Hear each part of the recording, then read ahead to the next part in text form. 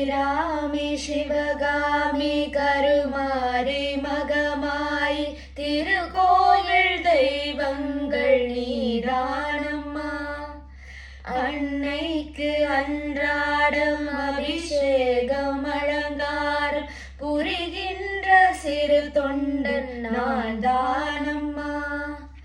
பொருளோடு புகழ் வேண்டும் மகனல்ல தாயே, உன் அருள் வேண்டும் எனக்கென்றும் அது போதுமே.